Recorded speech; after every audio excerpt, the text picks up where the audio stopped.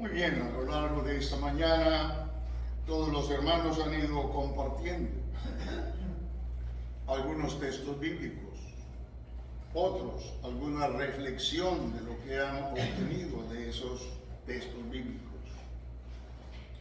Algunos textos nos hablan de la inmutabilidad, como nos recordaba el hermano Carlos, de la palabra del Señor. Otros, como nuestro hermano nos recordaba en Pedro, cómo Dios habla allí, que nos ha hecho renacer con un propósito y señala esos propósitos, ¿cierto?, en la Escritura.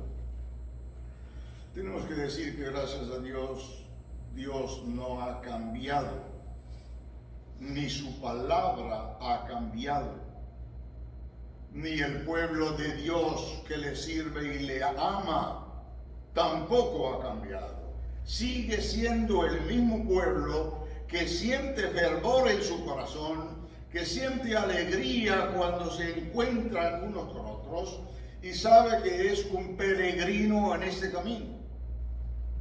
Que si cometemos a veces errores o nos extraviamos un poco en la línea del pensamiento, podemos regresar a un Dios que siempre nos va a encontrar. Esa es la dicha que tenemos. Algunos otros compartieron textos bíblicos donde resaltan, como fue la primera lectura de esta mañana, que nos hablan de el gozo. El gozo. Y yo quiero hablar en esta mañana acerca del gozo. Pero quiero hablar del gozo hablando de ingredientes del gozo. Y cuando usted escucha la palabra ingredientes, la sitúa necesariamente, digamos, a alguna fórmula para lo que usted quiere hacer, ¿no es cierto? Si quiere regar el jardín, pues va a necesitar un elemento, un ingrediente, llamado agua. Si quiere, digamos, estar refrescándose y está sediento, acude a ese ingrediente llamado agua, o si va a cocinar, o si se va a bañar, lo que quiera, ¿cierto? Comparto ese ingrediente, digamos, pero hay muchos, un sinnúmero de ingredientes. También cuando hablamos, necesitamos ingredientes.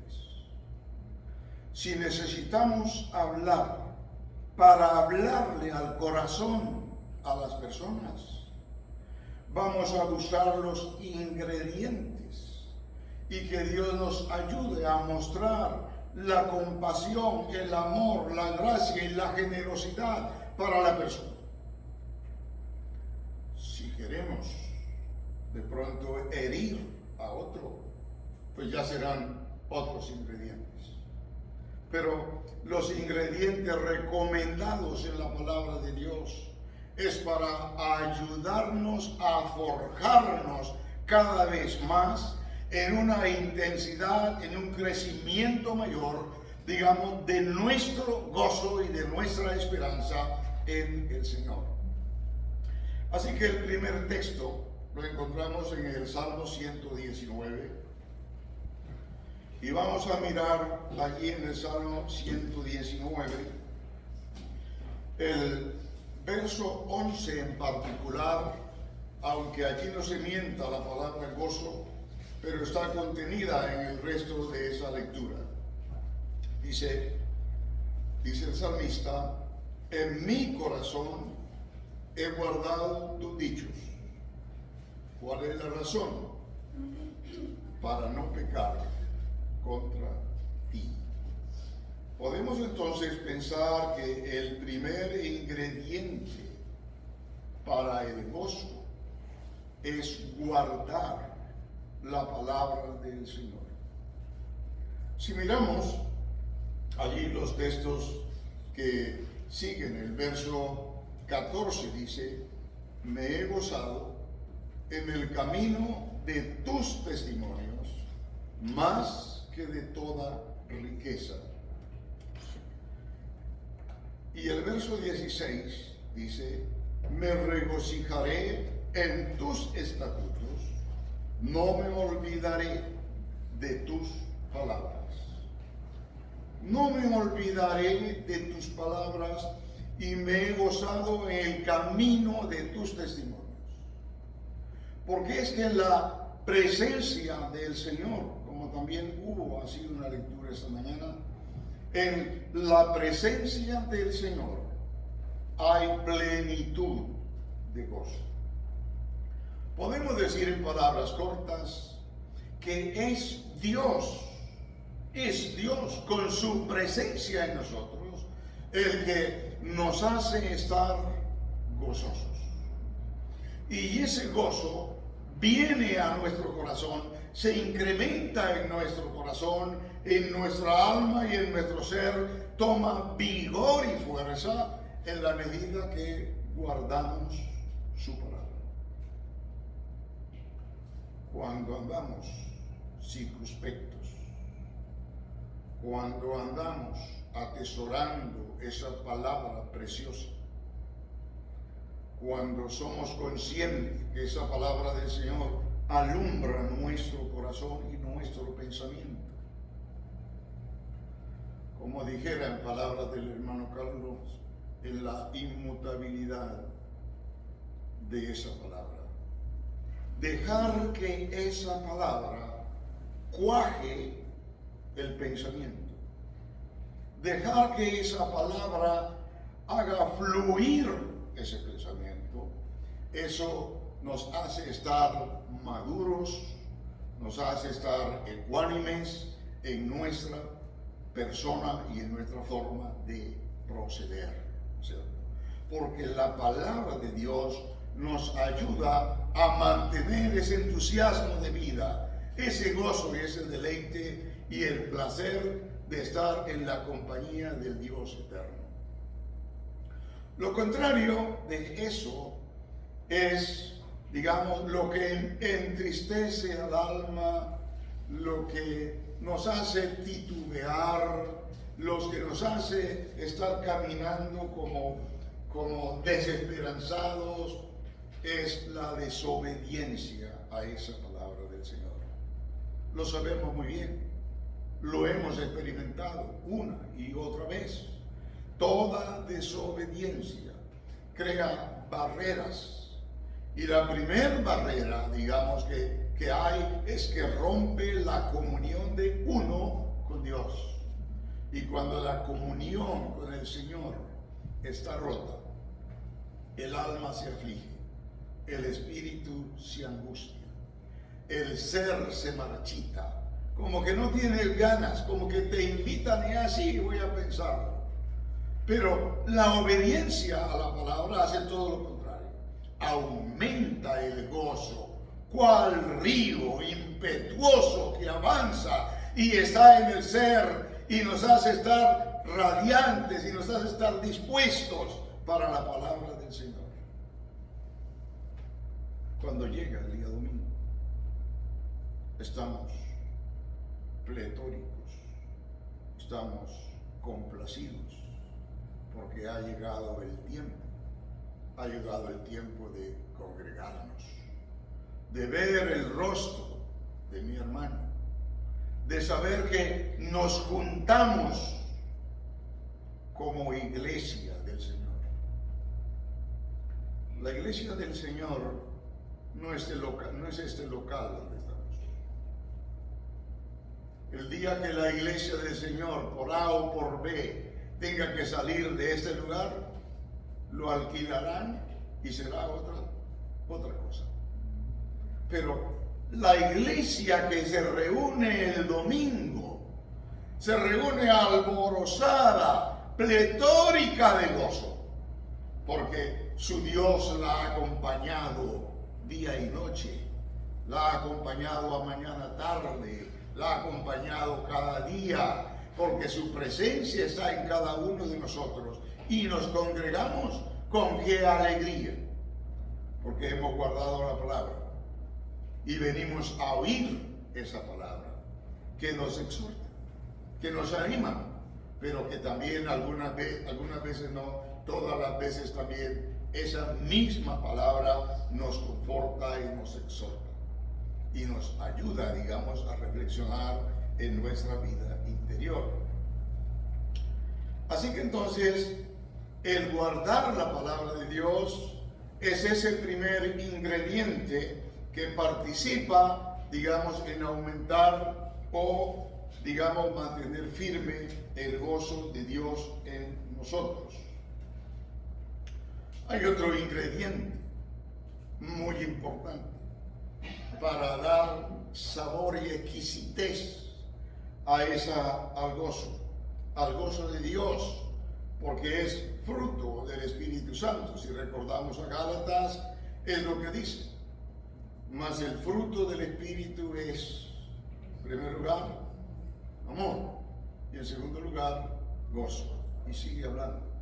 De tal manera, digamos, que estamos haciéndonos partícipes de algo que Dios produce en nosotros y nos da a nosotros, pero que es necesario también incrementar cual río, haciéndolo cada vez más dinámico.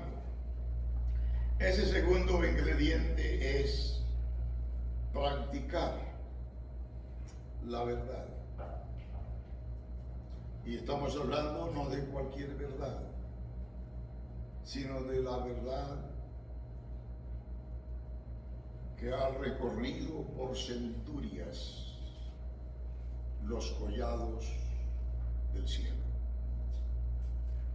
Pero que habiendo recorrido los collados y las montañas del cielo, ha descendido a la tierra como una viva palabra del Señor. Y que Él cuidó de referirla a los hombres de sus días a través de los profetas. Y luego a través de Cristo. Y hoy en día nos la recuerda a través de los predicadores, porque no hablamos otra palabra, sino la palabra que nos ha dado el Señor. Esa es la que compartimos y hablamos. ¿Qué dice el Evangelio de Juan? Capítulo 14, el verso 6, un texto bastante conocido y memorizado entre nosotros. Pero vamos a leerlo. Juan 14, versículo 6. Es una verdad inamovible de las Escrituras. Jesús dijo, y podremos decir que el Señor sigue diciendo en todo el presente. Él dijo, yo soy, ¿qué cosa? El camino, la verdad y la vida. Nadie viene al Padre sino por mí.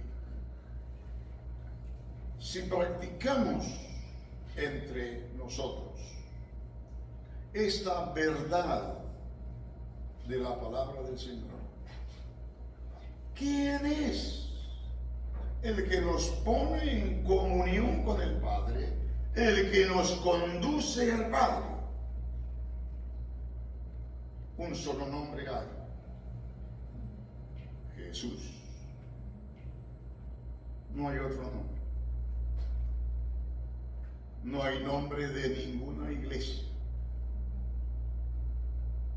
No es el nombre de ninguna religión. Es Jesucristo. He estado leyendo, me gusta leer, y ha caído a mis manos un libro que habla de San Martín de Tours. Habla de un rey Clodomeo. Que son lectores, saben quién fue Clodomeo, un rey visigodo, del bautismo de ese rey. Y habla también de otro personaje, no recuerdo ahora el nombre, pero las experiencias que quiero decir de este libro, no todas, algunas, es San Martín de Tours, un ermitaño, un hombre que flagelaba su cuerpo, un hombre que dormía en la losa de un piso frío, un hombre que vivía en andrajos. Pero era un hombre famoso. Aquí en su época la gente iba y él oraba por la gente y la gente la sanaba, se sanaba y muchas cosas así. Y la gente le tomó aprecio. Martín vivía en pobreza. El resto de clérigos de esa época vivía como viven hoy, con lujos. Y llegó el tiempo de nombrar a un obispo. Y ahí hubieron varios candidatos. Y en ese tiempo se pagaba dinero para lograr esos puestos. Pero el pueblo no dejó que nombraran a otros, sino a Martín, al hombre que hacía milagros, lo llamaban. Llegaba al punto de que donde Martín dormía, sacaban ahí una hebrita de la cosa y se la llevaban.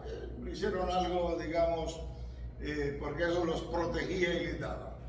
Lo que quiero significar con eso es que en la Edad Media, mucho más atrás de la Edad Media, estamos hablando del año 300, año 400, la época de Martín, buscaban agradar a Dios a través de la autoflagelación. Eso es mentira.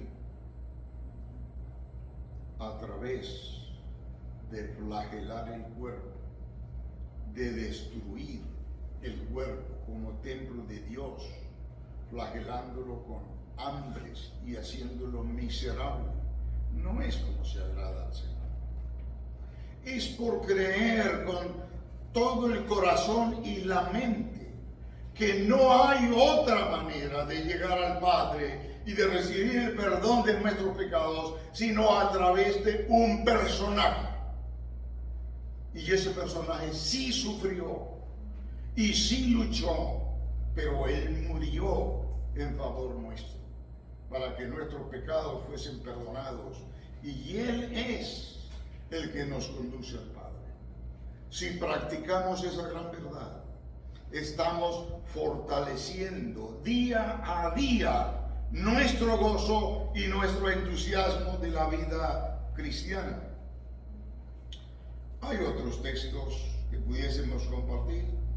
Es allí mismo en Juan, capítulo 17, el verso 17 de Juan, dice el Señor: santifícalos en tu verdad, tu palabra es verdad. Y el verso 22 del mismo capítulo: la gloria que me diste, yo les he dado, para que sean uno, así como nosotros somos uno. En estos textos que leemos, dice el Señor que no hay otro modo de santificar al pueblo de Dios, a los hijos de Dios, sino a través de la palabra del Señor. Si usted y yo tenemos pensamientos que no sean los pensamientos de Cristo, atesorados y creciendo en nuestros corazones, pues hermano, necesitamos ir a la palabra del Señor. ¿Usted quiere ser santo? ¿Quiere cumplir el mandamiento del Señor que dice: sed santos porque yo soy santo? Pues hay que dejarse, permíteme usarlo de esta manera, déjese bautizar por la palabra del Señor. Y lo que estoy diciendo con eso es: procuremos estar sujetos a esa palabra, a estar por debajo de esa palabra, que esa palabra nos gobierne, que esa palabra, digamos, influya en nosotros nuevos pensamientos de amor y de amistad. Uso esa palabra a propósito. Yo sé que usted piensa en el bautismo y piensa es en el agua y estar allí. ¿No es cierto? No. Al pueblo de Dios fue bautizado estando bajo una nube. ¿No es cierto? Lo bautizaron estando bajo una nube en el desierto. Usted y yo podemos estar hoy en día radiantes y bautizados si estamos bajo la gobernabilidad de la palabra de Dios morando en nosotros. Y si esa palabra está por encima de todos nosotros. Y cuando hablamos de estar por encima es que usted y yo no tenemos el poder de cambiarlas. Eso no es sabiduría. Eso se llama rebelión contra Dios. ¿No es cierto? Lo contrario es aceptar la palabra de Dios como es y sujetarnos a ella. ¿Cierto? Entonces, practicar la palabra de Dios es algo que también, digamos, incrementa el río de nuestro gozo. Así que es un ingrediente a tener muy en cuenta. La tercera cosa que quiero significar con esto es hacer el bien. Vamos a consultar una cita al libro de Proverbios. Proverbios, el capítulo 12, el verso 20.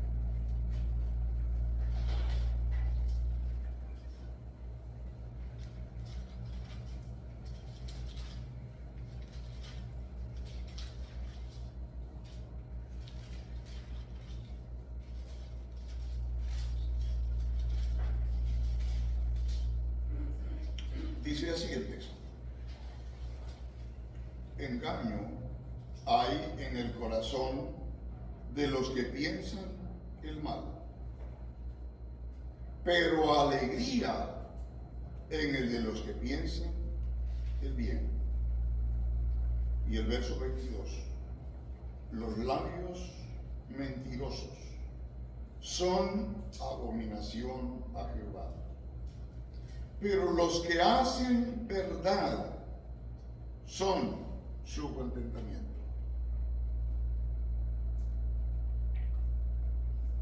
¿Qué estamos diciendo? Que una cosa que bien hacemos es cuando pensamos, como dice Pablo, en todo lo que es bueno, en todo lo amable, en todo lo justo. El proverbista dice que, verso 20, en forma contrastada, dice: el corazón engaño hay en el corazón del que piensa el mal. Porque el que piensa, si utilizamos el elemento pensar, nos lleva, digamos, a planificar las cosas. ¿Cómo lo hacemos? ¿Cómo le hacemos caer? ¿Cómo lo metemos en una trampa? Y en esa planificación piensan y se agitan. Y también esas planificaciones engendran riesgo, porque siempre están pensando: habrá un delator entre nosotros, alguien irá a confesar lo que estamos haciendo. Hay temor en el corazón del que piensa el mal, porque está haciendo algo a escondidas, escondido, para luego referenciarlo al público. Eso no.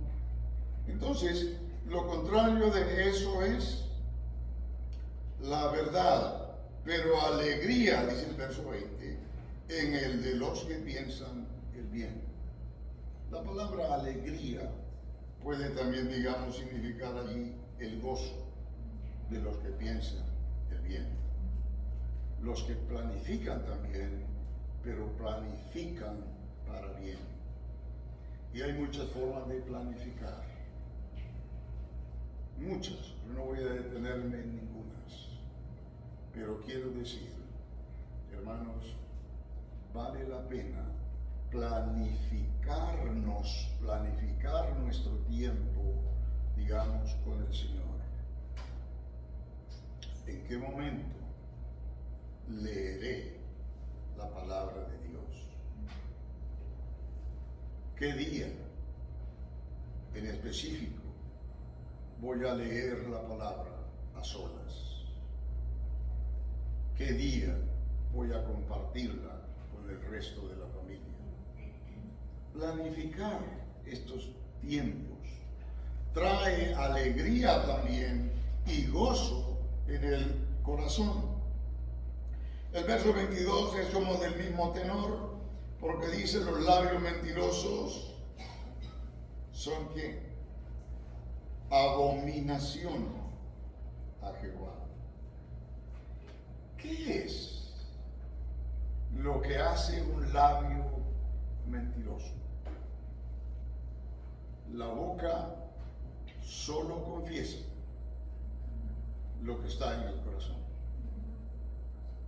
Porque dice el Señor que de la abundancia del corazón habla la boca.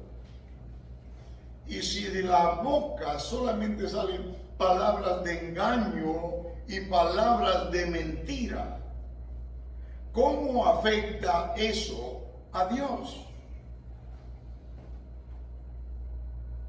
Dice que es abominación. Como es abominación a Dios tener también un ídolo, tener una creencia. Su creencia personal es como yo creo. Pues amados hermanos, déjame decirte que hay muchas creencias, muchas. En los días del Señor habían 1200 religiones con sus credos y sus verdades. Pero hoy en día se han hecho más, ¿cómo se llama? Ha sido más rápido y más se ha multiplicado su crecimiento. Mentiras. Dice que esas maneras de creer son abominación a Jehová. Pero en sí, ¿qué es abominación? ¿Qué es eso? ¿Ha caminado alguna vez y de pronto en uno de estos lugares donde se echa la basura, alguien ha echado un pollo en descomposición o han arrojado un gato o alguna comida se ha dañado y el tufo sale? ¿Qué hace usted? ¿Se queda despacio? ¿Toma aire profundo? No, sale corriendo para dejar eso atrás y cierra su manera de respirar. ¿Por qué? Porque no le gusta. Pues eso se llama abominación, ¿no es cierto? Estas cosas calamitosas que molestan la dignidad, y los labios mentirosos ofenden la dignidad de Dios. No le gusta, no es de la naturaleza del Señor. Así que cuando hacemos el bien, cuando hablamos verdad, pero los que hacen verdad son su contentamiento. La verdad no es lo que usted y yo decimos que es verdad. La verdad es lo que la palabra de Dios declara que es verdad. Porque eso es lo inamovible. Es interesante que el cielo pasa y la tierra pasará.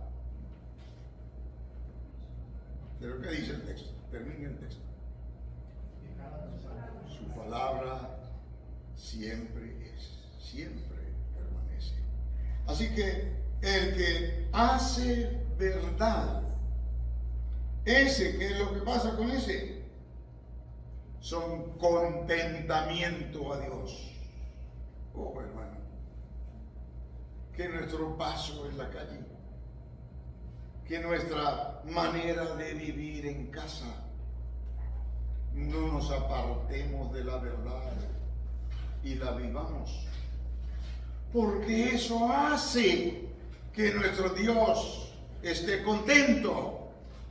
Y cuando nuestro Dios está contento, y estamos haciendo lo que Él hace, pues tenemos también todas las peticiones que le hacemos. Entonces, procuremos ante todo, digamos, hacer verdad o dedicarse por entero a hacer el bien, que es practicar la verdad. Hay un cuarto elemento,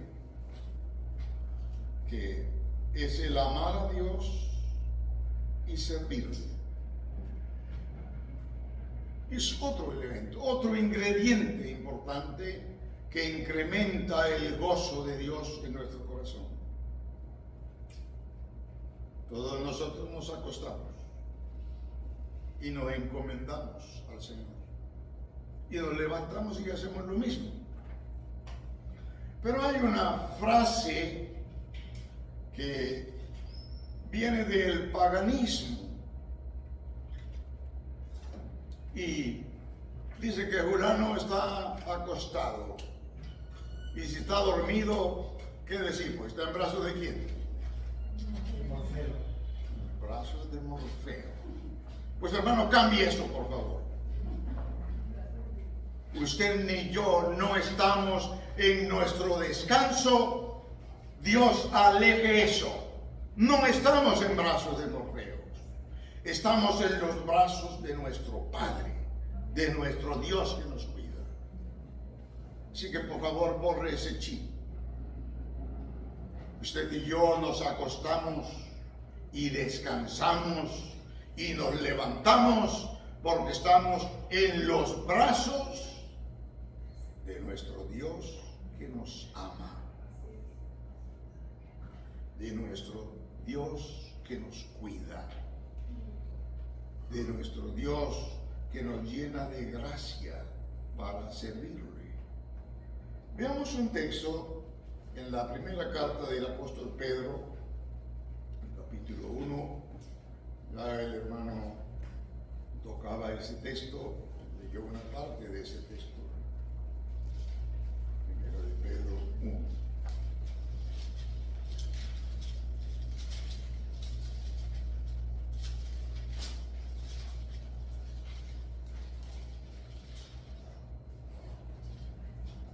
Dice el verso 8: a quien amáis sin haberle visto, en quien creyendo, aunque ahora no lo veáis, os alegráis. Puede poner ahí la palabra gozo, que no está traduciendo lo malo. Os alegráis con gozo, ¿cómo? Inefable y glorioso. No hay forma, no hay palabras para explicar qué es esta cuestión de inefable, por lo menos de hacerlo tangible. Así que el apóstol Pedro utiliza ¿cómo se llama? Lo que califica el verbo. Un adjetivo. Utiliza un adjetivo. ¿Cuál es el adjetivo que usa? Inefable y glorioso. Ese gozo que produce el Señor en nosotros, pero que se incrementa con el servicio que hacemos a Él, no lo alcanzamos a describir, pero lo experimentamos. Y Pedro dice, es algo tan glorioso que no cabemos, que no cabe ni siquiera en el cuerpo. ¿Me hago entender? No es que el gozo está en el corazón.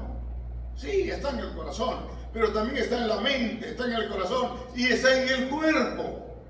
Es el gozo, ese gozo glorioso e impactante que hace sentir al pueblo de Dios victorioso, que hace sentir al pueblo de Dios que va de la mano de Dios, que hace sentir al pueblo de Dios cuidado por un Dios que lo guía y lo sostiene.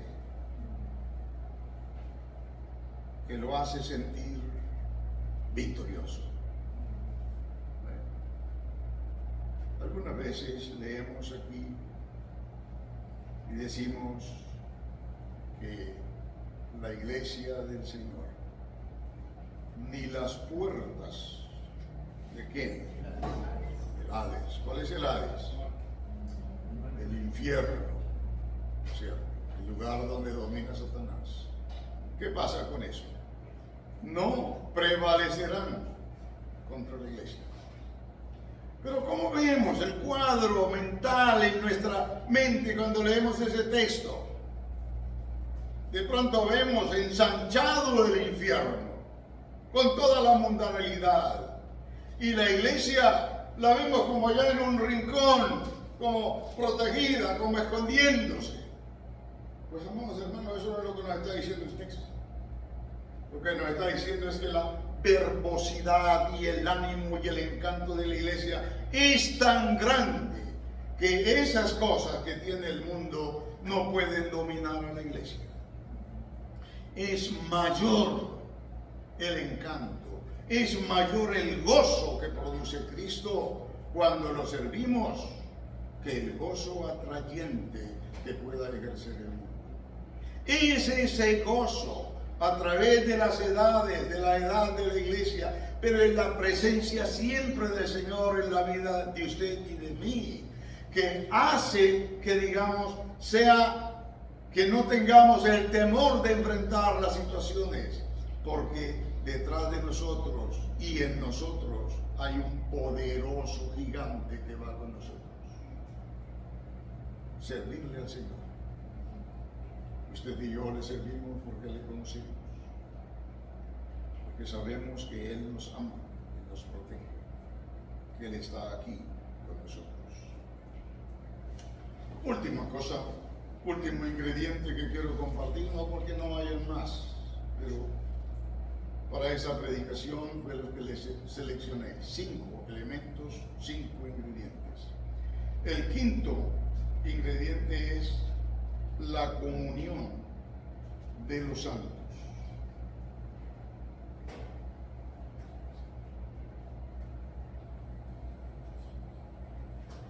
La comunión de los santos. Todos nosotros ahora nos esparcimos, pero vamos contentos. Y luego desde nuestros respectivos lugares nos volveremos a encontrar cuando tengamos otra vez otra reunión, encuentro. Ese hecho de llegar y congraciarse con los hermanos, de saludarlos, de verlos, de saber que están aquí y que estamos en comunión unos con otros, que hay paz en nuestro corazón y en nuestra mente con el hermano y con la hermana, y que los apreciamos en el Señor. Eso se llama comunión. Y hemos compartido también la cena del Señor, que la compartimos cada 8 días, expresando también comunión entre nosotros. Pero también esa comunión no es solamente con nosotros, es comunión con el Señor. Vamos a hacer referencia a algunos textos, porque cuando venimos al templo expresamos eso. Romanos 15:32.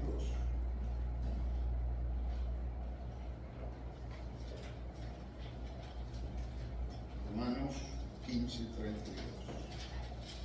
Dice el texto. Está hablando Pablo. Dice, para que con gozo llegue a vosotros por la voluntad de Dios, y que sea recreado juntamente con vosotros. El Dios de paz sea con todos vosotros. Amén. ¿Qué es lo que dice Pablo? ¿Qué es lo que le producirá gozo? Le he pedido a los hermanos que oren, porque dice el verso 31, para ser librado de los rebeldes que están en Judea. Está en peligro, para que sea librado de ellos. Pero para que llegue con gozo, oren para eso, para que pueda llegar con gozo y estar entre vosotros. Le producía al apóstol Pablo y también a nosotros regocijo al encontrarnos en el templo, al encontrarnos en la sede de la iglesia. Y lloramos.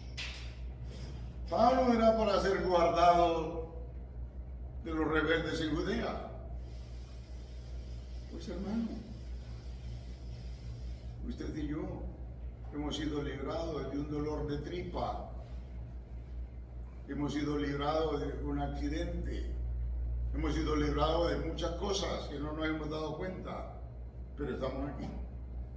Y ha sido el fruto de una oración que intercede por los hermanos en la iglesia. Encontrarnos produce gozo.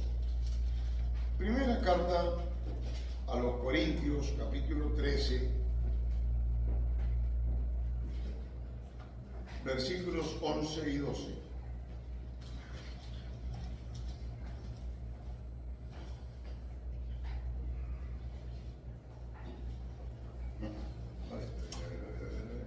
Segunda Corintios, yo dije primera, segunda Corintios.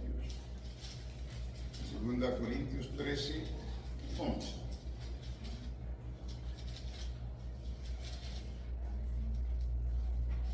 Dice este texto. Leo el 11, a partir del 11 de este capítulo. Dice, por lo demás, hermanos, tened gozo, perfeccionaos y consolaos, sed de un mismo sentir y vivid en paz, y el Dios de paz y de amor estará con vosotros. Saludaos unos a otros con ósculo santo. Y sigue diciendo, todos los santos que saludan la gracia del Señor y todo lo demás. ¿Qué dice Pablo? Que hemos de tener gozo. Pero hablan de perfeccionar al gozo. De ahí que hemos trabajado en ese campo, ojalá que lo hayamos logrado, el de ir, digamos, aumentando. Yo le he llamado canal, yo le he llamado ingredientes. Esos ingredientes que me ayudan a perfeccionarme a mí en la vida cristiana son los que he particularizado en esta mañana. Primero, ingredientes es el guardar la palabra de Dios. Segundo ingrediente, practicar la verdad. Tercero, dedicarse a hacer el bien. El cuarto, amar a Dios y servirle. Y el quinto, tener comunión con los santos. Muy importante. Porque la comunión de los santos revitaliza nuestro gozo. ¿No es cierto? He tomado el cuidado de preguntar a algunas personas sobre esta costumbre de el ósculo santo. Bueno, algunos me han dicho lo que es un beso. Es un beso. Pero es un beso que se da, aunque implica cariño, es un beso que se da con alegría, es un beso que está lejos de cualquier apetencia de inmoralidad. ¿No es cierto? Y en algunos lugares, por lo menos de donde yo provengo, no es costumbre darle un beso en la mejilla. Estrechamos la mano. Eso es lo que hacemos. Y eso, aunque no es el beso, está exteriorizando también mi alegría, mi entusiasmo de ver al hermano caminar en la gracia y en el conocimiento del Señor. Aquí he preguntado si es costumbre de la iglesia, por las referencias bíblicas y quienes lo dicen. Pienso que era una costumbre en la iglesia primitiva, porque Pablo dice, salúdense de esa manera. Pedro dice, salúdense de esa manera. Pedro lo dice en la primera carta de Pedro, capítulo 5, el verso 14. Así que Pablo y Pedro están recomendando que los hermanos se saluden con un beso. O sea, España ha tomado una costumbre. ¿De dónde la toma España? ¿De la enseñanza bíblica? No. ¿De dónde viene la costumbre? De Oriente. De Oriente. Del pueblo musulmán, del pueblo hebreo. Se abrazan y se saludan. ¿Eso está mal? No. ¿Eso forma parte de la cultura española? Sí, porque aún los que no son cristianos se saludan igual, con un beso en la mejilla. De tal manera que es la costumbre de un pueblo. Pero también, como hay enseñanza bíblica al respecto, tenemos que decir que es una buena enseñanza que muestra que hay unidad, que hay hermandad, que hay alegría, que los hermanos se aprecian y se estiman. Entonces, no tomamos la costumbre, digamos, por ser tradición a nivel de España, sino por ser algo que tanto Pablo como Pedro introducen en el seno de la iglesia primitiva. Y los hermanos de la iglesia primitiva lo hacían. ¿O no siente usted gozo y alegría cuando un hermano la saluda? Ya sea que le dé la mano, o sea que acerque la mejilla a su mejilla, o sea que le dé un abrazo, está expresando lo mismo. Amados hermanos, que la gracia, la misericordia del Señor nos permita aumentar el caudal de nuestro gozo y oigamos esa palabra. Guardo la palabra, practico la palabra, me dedico al Señor y a hacer el bien, amo a Dios y le sirvo y procuro la comunión con los hermanos y con Dios. El Señor nos bendiga. Amén.